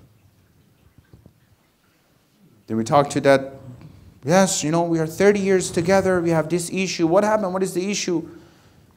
My in-laws, 30 years ago, they had negative comments about my wedding gowns. I'm still upset with them, mashallah. There's something here we have to understand. That first of all, what is Islam's opinion about this? The whole lifestyle that we have to follow, and what we have to see here. We're close to the end of, like I said, few more days left from months of Safar. And that's it. 2018 Muharram and Safar is over. I have a question. If any of you guys, raise your hand this question. If any of you guys, 100%, next year you will be alive to come to the Majalis of Imam Hussein, raise your hand. If any of you guys, tonight you sleep and tomorrow you wake up, raise your hand. Look around. Any hands? We're so brave then. We have a lot of leftovers and we're so comfortable. A lot of people I have to go talk to them. I don't talk to them for a while. A lot of people I have to go, I apologize, I made a mistake. A lot of people, no, I'm fine. It looks like I'm going to live another 100 years. A lot of haqqun nas maybe, but maybe a little bit left from months of Safar and this opportunity that I said. The main question, you know what it is? The main question is that how can I stay Husaini? At least for another year. To come to the Majalis of Imam Hussein to refresh and recharge myself. The main question is to how to maintain what I achieved in Muharram. Until next year. By the way, after you go purchase insurance for your car, right? Once or twice a year. Once you purchase your insurance, you don't hit your car to the wall. Say, Alhamdulillah, I have insurance, let's hit the car. No. Now that you have insurance, you're more careful. Now that you came to the Majalis of Imam Hussein, you're more careful what to do to stay with the messages of Imam Hussein alayhi salatu wasalam. Because now people are going to judge me. People are going to tell me, oh, you are going to Majalis of Imam Hussein? We thought you're going to change. Now we see you're actually worse. My family, look at me. You're going to Majalis of Imam Hussein, your akhlaq was supposed to be different, but it's getting worse. Younger ones, cover your ears. My children would see me wearing the black clothing. I come home and I yell at them. We thought Majalis of Imam Hussein changed people. Then I'm responsible for the name of Hussein ibn Ali. I'm responsible because we have, remember what it says identity? We have our huwiyya. Al-Hussein huwiyyatuna. Hussein is our identity. People would judge us when you go to work, when you go to school. Names are your identity. What is your name? Ali. Oh, I know where he belongs to. You go to the furthest village in Africa, in Asia, wherever. You find a person and say, what is your name? Muhammad. He's somehow related. Ali, someone. What is your name? Shimr. He's related to somewhere else, right? Names are important. People would judge us outside with that. My family would judge me based on my faith. If some of the children don't practice sometimes, they come to my office from all around the world and they call with one of the main reasons, parents. If Islam is what I see here, and by the way, to younger friends, it's up to you. Yes, you might have not a good role model, but it's up to you. The day of judgment, you're going to be responsible. And in this dunya as well. If your parents didn't study well, they might be homeless, but it's up to you. You want to be homeless or you want to study harder to become someone else. Don't use that as an excuse to say, no, because of my dad, my mom did this. They might do a lot of things, but you are responsible. You have mind, you have knowledge, you're mature, you have to know what you're supposed to do. When you look at this, you see there are many details in Islam I have to pay attention to it. Many, many details. It's more than what I thought. It's just simple things that I come and I go and I pray or something. No, it's all about improvement. How many training sessions you have a job? I had a friend, he was a barber. He says, we have a training Once a week, a training session, few hours once a week. I'm like, Allah. For my hair, you have training once a week, few hours, and I don't have training for myself to train myself. My laptop has antivirus that is being updated every week, but my, filters, my faith, my iman is outdated. It belongs to probably 20 years ago. I don't update it, I don't do anything. Then how can I go against Shaitan's, distractions? Shaitan is much more updated today than before. But what he was supposed to, and he should convince someone to stand up, go outside, do something haram. Right now, it doesn't need to do anything. Ya Allah, everything is around. Am I updating myself? Yes, I read Quran, Bismillah ar-Rahman ar-Rahim. How many times in Ramadan? MashaAllah, very good brother. Sister, MashaAllah, very good. How many times reciting Quran? Bismillah ar-Rahman ar-Rahim. Some people just want to finish recitation of Quran. They don't understand what they're reciting. Reciting, wait, you just recite Bismillah ar-Rahman ar-Rahim. وَالْكَاظِمِينَ الْغَيْظَ وَالْعَافِينَ عَنِ النَّاسِ. You just recite it. Mu'minin, they should have control over the anger. Don't go further, stay here. Am I following this? Did I forgive that person who oppressed me? Yes, Seyed, but you don't know what they did. They upset me a lot and they oppressed me. Yeah, because they did it, you have to forgive them. If they didn't do anything wrong, what you're supposed to do then? Because your in-laws did that, I know, that's why you have to forgive them. If they were perfect, what is there to forgive? Imam al-Hussein, who forgave who? Tell me. Hurribni Yazid al-Riyah. You know what he did? He didn't let the whole caravan of Imam Hussein to go back. Technically, if Imam Hussein was stuck there, apparently, because Hur didn't let him go. He blocked the path of Imam Hussein. When he noticed he did something wrong, he was going towards Imam Hussein to say, I'm sorry, repent and everything. You know, when you want to go repent to something or ask for forgiveness, you prepare yourself. Probably, okay, I have to start this way and I have to say I'm sorry, Probably when Hur was going towards the tents of Imam Hussein, he was preparing himself to say something. Now I want to go ask for him. When he got closer, he saw already Imam Hussein at the end, in front of the tent. He's standing and he's waiting for him. He's going to say something. Come down. That's fine. Don't worry about this. Come to us. Forgiveness. Yes, I'm following Imam Hussein. In what? And just by the names? Or by the action? I'm talking about myself, wallahi. You guys are, mashallah, good. You're good. Am I following Imam Hussein in action? Am I preaching you guys how about myself? That's about improvement. I can sit here, say, brothers and sisters, alhamdulillah, Imam Hussein, the fadal of Imam Hussein, Rasulullah, mashallah, very good, be happy, let's go home. 2 times 2, 4. 5 years I'm saying the same thing, repeat and repeat. Remember that guy said in the 3rd grade? 3 years in the 3rd grade, he's stuck and he's the top student. Doesn't matter, you're failing actually. I have to go solve those equations that I don't know how to solve them. Then I'm improving. I have to go forward. I have to learn more and more and more in this. Islam says, Haqqun Nas. Haqqun Nas is not just money. Haqqun Nas is my wife and my husband and my parents and my children. Because Haqqun Nas, the rights of others, is not just money. If I break someone's heart, if I do something against them, if I destroy someone's honor, that is Haqqun Nas as well. If I'm yelling at my family at home as well, this is Haqqun Nas. I have to stay there as well. Matter of fact, families are more important than anyone else. You know that we talked about this. Islam says if you want to give sadaqah and charity to someone, zakat, you want to give charity to someone, first look around your family. If you have anyone in your family, give the sadaqah to that person, extended family, and if you can't find it, to give to someone else.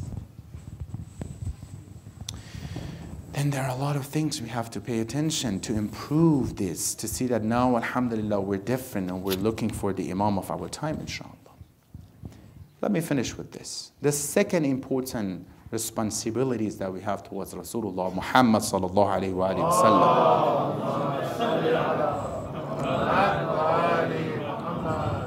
I came all the way from California. I don't think I would let you guys go with the short speeches. Those who are tired, recite louder salawat ala Muhammad wa ala Muhammad. Inshallah. Those who want me to, Ya Allah. Those who want me to finish soon, recite another salawat ala Muhammad wa ala Muhammad. Allahumma salli ala Muhammad wa ala Muhammad. Another responsibility that we have towards Rasulullah. 23 years. مَا أُوذِيَ نَبِيٌّ بِمِثْلِ مَا أُوذِيَ. None of the 124, none of them of all these 100-something prophets, none of them were tortured, and more difficult the mission was there for them, like Rasulullah subhanahu wa ta'ala. Okay? 23 years tortured, being exiled from his city, difficulties, problems. If me and you were going to pay him today, what should we do? It says you have to pay the ajr of risala. You have to pay him. What he did for us. He guided the whole human beings, right? How much? Write down a check. How much we have to pay. Rasulullah tell us how much you have to pay. He actually said how much. Did you know that? He actually said how much you have to pay me, or how much you have to give me to be the ajr and the compensation for Risala and the mission that they had. Bismillah ar-Rahman ar-Rahim. Surah Shura, ayah 22nd. قُلْ لَا أَسْأَلُكُمْ عَلَيْهِ أَجْرًا إِلَّا الْمَوَدَّةَ فِي الْقُرْبَى. I don't want any ajr and any compensation from you except the love of my Ahlul Bayt, the love of my family.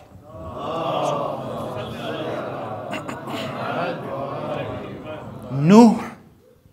What Nuh says in Quran, chapter 11, ayah 29, says, وَيَا قَوْمْ لَا أَسْأَلَكُمْ عَلَيْهِ أَجْرًا عَلَيْهِ مَالًا إِنْ أَجْرِيَ إِلَّا عَلَى اللَّهِ. I don't want anything from you guys. My ajr, my compensation is from Allah subhanahu wa ta'ala. Because his family are different, right? Son of Nuh. Well, when it comes to Rasulullah, he says, my ajr is what?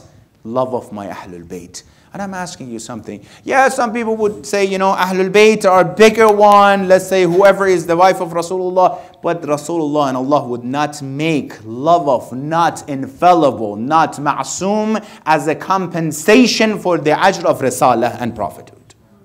It's impossible. The compensation of Risalah should be the love of those who are ma'soom, who are infallible, not who have the mistake themselves. He said, the only thing I want you to do is to follow these people. We might be a good, we might just, it's very interesting. We might just love them and follow them, but we should believe in them. All this thing that I'm saying all this time, we have to believe in them. What they did from the beginning, we have to talk when it comes to the life of Rasulullah. We have to say what happened and this division happened in the Ummah of Islam. The track of Islam, Rasulullah set it to go directly towards salvation. They changed the direction. They changed the direction. They didn't want that to happen. He said many, many times, since the wiladat of Imam Hassan alayhi salatu wassalam, we have his shahadat close by. He kept saying and calling them my sons, ibni, ibni. Hati ibni, bring my ibn. Anas, Imam Hassan is what he was playing with Rasulullah in the masjid. He thought that he's bothering Rasulullah. And Rasulullah says, Da' ibni ya Anas. Leave my son. Why they keep saying my son, my son, my son? In the ayah of Mubahila. When we said what? Abna'ana wa abna'akum. We bring our sons. Who are the sons? Imam Hassan, Imam Hussein. You know why Imam Rasulullah, he keeps saying my sons, my sons? Because after Rasulullah, they wanted to change it. They said, no, they are the sons of Ali, not Rasulullah, not Rasulullah. Because of what? Because if they are the sons of Rasulullah, we can't do anything. If they are the sons of Ali, we can kill them in Karbala. We can kill them in Karbala. And they kept doing this and wanted to say, Harun asked Imam Kazim, why you call yourself the son of Rasulullah? You're the son of Zahra. The generation comes from who? From the fathers. You have your last name of your fathers. Why you call it? Imam Kazim, he's the Imam. He says, don't you recite this ayah Quran, Surah An'am, ayah 84. وَنُوحًا حَدَيْنَا مِنْ قَبْلِ وَمِنْ ذُرِّيَّتِهِ. He talks about Nuh and the Zurriyah and generation of Nuh. He's talking about Sulaiman, Ayub, Yusuf, Musa, and Isa. Imam Kazim, Isa didn't have a father. Why Allah is introducing him as the son of Nuh? No. That's what they wanted to do, to change this direction. Allama Amini, rahmatullah alayh, the author of Al-Qadir, he had a friend, he was his Ahl Sunnah brother. He came and it was a weekend night, and tomorrow, the day after was weekend. And he was there for dinner. Allama asked him to stay with us tonight. You know, he said, no, I have to go. I have a shop, little shop, and I have my actually workers over there, my employees, they're waiting for me to go pay them. And I didn't ask anyone to take that job, to take care of the job after me if I'm not there. Allama Amini says, all right, but I think, mashallah, you understand much more than Rasulullah. So, astaghfirullah, Rasulullah, me? So, yes, because when you're not there, you know that you have to set someone to take care of your job. But Rasulullah, he left it, he didn't know he have to have someone else to take his job. The group of Wahhabis in Saudi invited him. Go read more about Allama Amini. He's one of the greatest names in the history of Shia, mashallah, and a scholar. Recently, passed away 50 years ago. He invited him to a dinner. He says, no, I'm not going to come. I know what you want. You want to make argument and stuff like that. He says, no, Moulana, just come for the sake of it. He said, all right. He said, I come, all right. They eat the dinner, but the intention is always wrong. They said, okay, every single of you guys recite a hadith from Rasulullah Muhammad sallallahu alayhi wa sallam. Why? Because at the end it's going to go to who? Allama Amili, the only Shia, and he's going to say something and they want to make a fight, right? Each of them, they were huffaz, thousand and thousand hadiths and traditions they memorized. All the way to Allama Amini. He says, all right, I want to recite the tradition only with one condition. What is it? When I recite it, all of you guys, you have to testify the authenticity of this tradition. All right, let's do it. Bismillah ar-Rahman ar-Rahim. Man mata wa lam ya'rif imama zamanihi mata mitatan jahiliyah. The one who passes away and doesn't know the imam of his time passed away with the death of jahiliyah, ignorance. Tell me, is it authentic? Is it authentic? Absolutely. Hadith from Rasulullah. We know that authentic. He said, I have a question. What is it? What is the Imam of Zahra? Who was the Imam of Zahra? If they say she didn't have the Imam, na'uzu billah. The daughter of Rasulullah passed away the death of Jahiliyyah, na'uzu billah. But who was the Imam of Zahra? Those who were against them? Those who cursed them? They said they put their heads down, left after one after another one. This is what we see, that it was intentional. We have tradition in Sahih Bukhari and Sahih Muslim. This is specific. Go Google it. Alhamdulillah, now we have Google. It's easy. The hadith is saying, Rasulullah, a'immatu min ba'di ithna ashar. The imams after me are 12. With different words. Khalifatu ba'di, khulafa' ba'di ithna ashar. The khulafa after me, there are 12. We have in the books of Ahlul Sunnah, alhamdulillah, as well. We have in front of us. Abu Hatim, he wrote a description for Tirmizi, or another Sunan Tirmizi, another great book of Ahlul Sunnah they have. It says, I have this hadith in front of me. أنا لا أفهم هذا الحديث. I don't understand this hadith. Why? Because I count the khulafa after Rasulullah, there are 40 people. And even if I want to start from the beginning, the 6th or the 5th or 6th one is Yazid, Mal'un, that he was drinking, he was against everything. He killed the people of Medina. How can I call him the Khalifa of Rasulullah? How can Rasulullah introduce him as his Khalifa and his successor? No! And I don't understand this hadith. It's not that difficult, brother, to understand this hadith. You don't understand it because they wanted this to be. And let me finish with this hadith. It says from Rasulullah, Man aadha mu'minan faqad aadhani. The one who bothers a mu'min bothers me. Okay? It implies for all of us as well. It applies for all of us as well. وَمَنْ آذَانِي فَقَدْ آذَى اللَّهِ. The one who bothers me bothers Allah subhanahu wa ta'ala. وَمَنْ آذَى اللَّهِ فَهُوَ مَلْعُونٌ. The one who bothers Allah, he is cursed. فِي التَّوْرَاةِ وَالْإِنْجِيلِ وَالزَّبُورِ وَالْقُرْآنِ. He is cursed in all holy books. I have a question.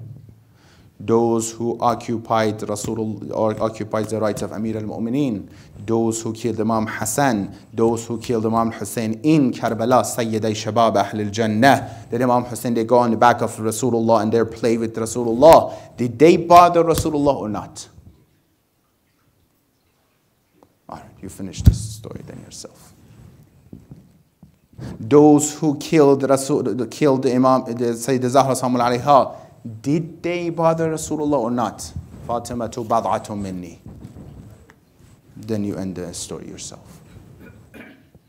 Then you understand, alhamdulillah, that now that we're in this path, now we have a lot of tawfiq and opportunity to be sitting here. Like I said, from all aspects, when you check Ahlul Bayt, they are the best. That now that we have this tawfiq to be in the path of Ahlul Bayt, alhamdulillah, how many shaheed became shaheed for me and you today to be sitting here? How many people were tortured for me and you to be sitting here? Therefore, we have to, inshallah, take advantage of this great opportunity and make ourselves closer and closer to Ahlul Bayt. One practical solution. I should list my deficiencies and problems that I have. Those that I find, those that my friends, my families tell me. Write them down for myself, prioritize them, and start working on them one by one. You don't have to improve your iman all at the same time. Work on them one by one. Today, I don't let this, inshallah, safar passes away unless I take care of that specific issue. Unless I work on my jealousy, whatever it can be the issue, right? Then we see that practically, we'll go there and we follow it, inshallah. Allahumma salli ala Muhammadin wa ala Muhammadin wa ajjal farajahum. وَالْأَنْ أَعْدَاءَهُمْ أَجْمَعِينَ. When you talk about Rasulullah, the whole sadness and sorrow that he had is the events and the stories that are going to happen after him. Looks like it was Salama said, one day Ali came to my house and Rasulullah, they were alone. Rasulullah was telling Ali something that I saw. He gets so angry at Ali. The vein of his neck was pumping out, in and out. And at the end, Ali asked one question, Ya Rasulullah, if I be patient, if I wait, is it going to save Islam or not? Rasulullah was telling him about what is going to happen after himself and all the stories. And imagine Amir al-Mu'mineen, Qayratullah.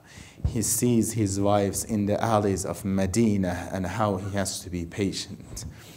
He has to wait to see those munafiqs to come and how they heard the daughter of Rasulullah and the daughter of Rasulullah and his wife, and he has to be patient and just be patient.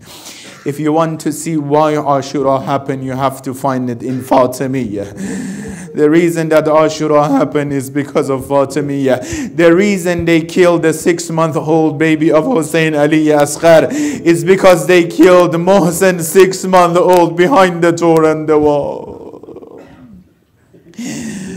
One day Amir al-Mu'mineen, he came home. He saw that Zahra salamullah alayha, she's flossing her teeth with a piece of wood that she had. All of a sudden it hurt the gum of Zahra and it started bleeding. Ali says, he has a nice poetry. He says, oh piece of wood, Arak, you are hurting Zahra in front of me. You're making Zahra bleed in front of me. How dare you are to do that? And now Ali, in the alleys of Medina, you know that when that person, he kicked the door, Zahra, between the wall and the door. All of a sudden she said, Ya Fizzatu Khuzini, Fizza, come and help me. They killed my Mohsen, Fizza.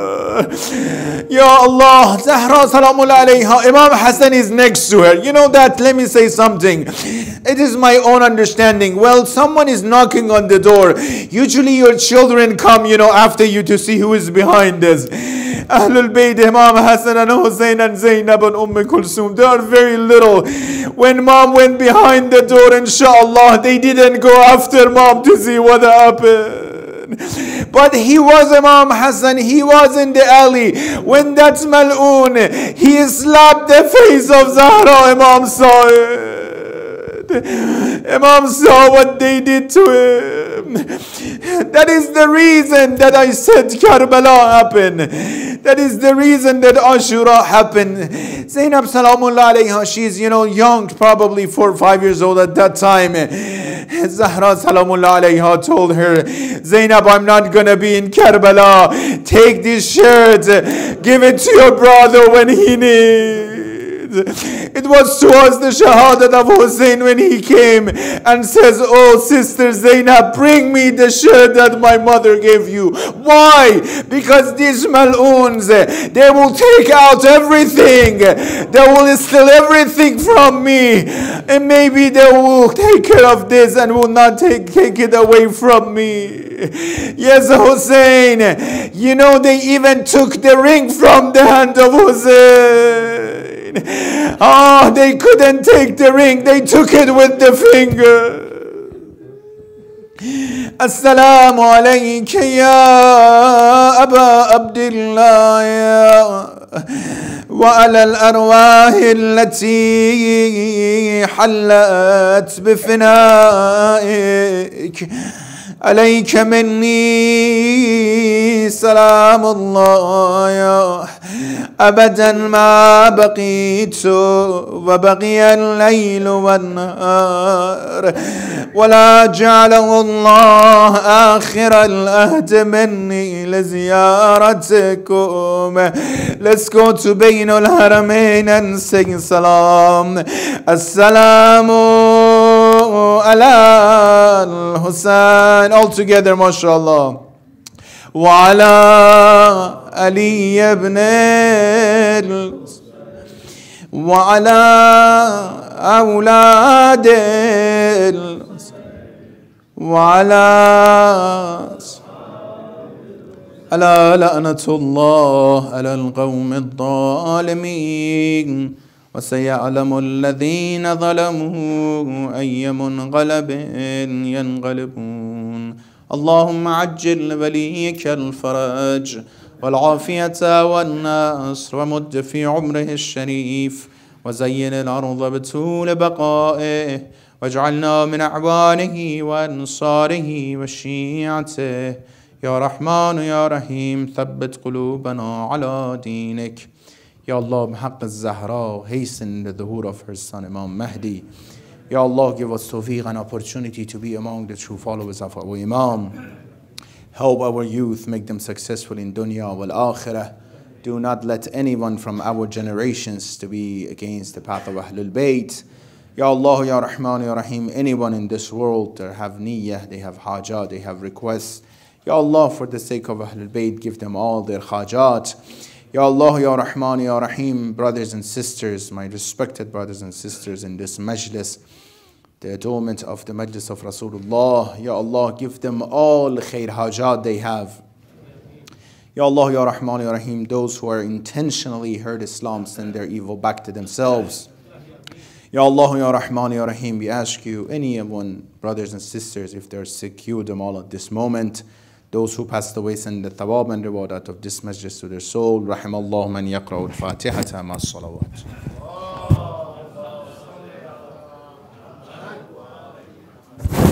Ya Hussein, Ya Hussein, Ya Hussein, Ya Hussein, Ya Hussein, Ya Hussein, Ya Hussein, Ya Hussein. Sakina उठो मेरी जान उठो रिहाई मिली चलो घर चले. सकीना उठो मेरी जान उठो रिहाई मिली चलो घर चले.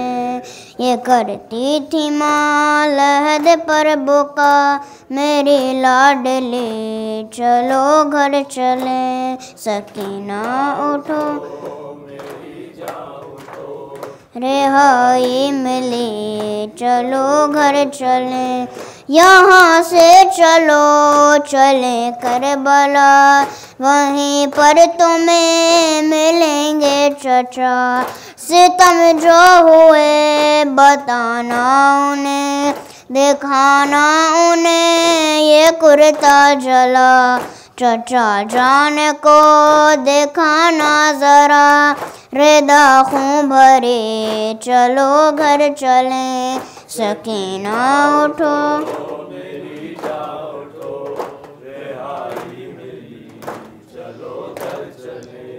बताना उन्हें सभी सख्तियाँ मिली किस कदर तुझे घुर्कियाँ, हमारी रिदा लुटी किस तरह, छीनी किस तरह तेरी बालियाँ।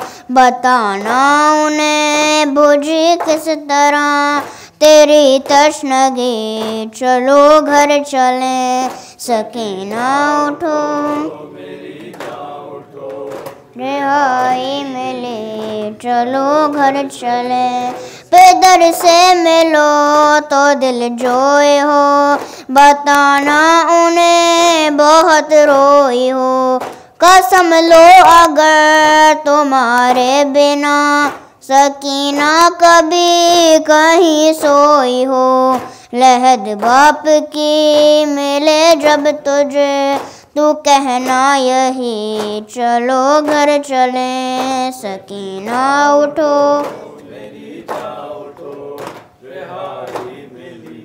चलो घर चले। लहद जब मिले तुझे भाई की, तू कहना उसे मेरी लाडली।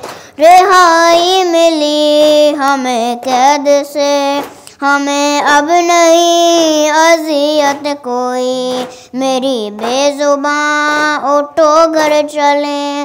शबी है नबी चलो घर चले सकीना उठो, मेरी जान उठो, रिहाई मिली चलो घर चले। लबे अलकमा तू करना फुआ, तेरी मौज है अभी तक रवा। मेरी प्यास पर हुए जो फिदा, चाचा के मेरे हैं बाजू कहाँ, कहाँ मश्क है कहाँ है अलम, कहाँ है जरी, चलो घर चले सकीन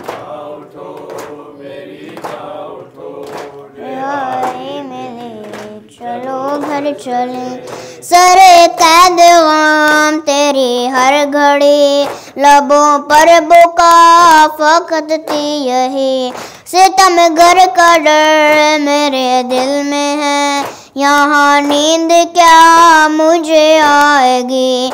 बुका करती थी यही रात दिन, यहाँ से फूफी चलो घर चले सकीना उठो, मेरी जान उठो, रिहाई मिली चलो घर चले। ये करती थी माँ लहद पर बुका मेरी लाडली, चलो घर चले सकीना उठो, मेरी जान उठो, रिहाई मिली चलो घर चले।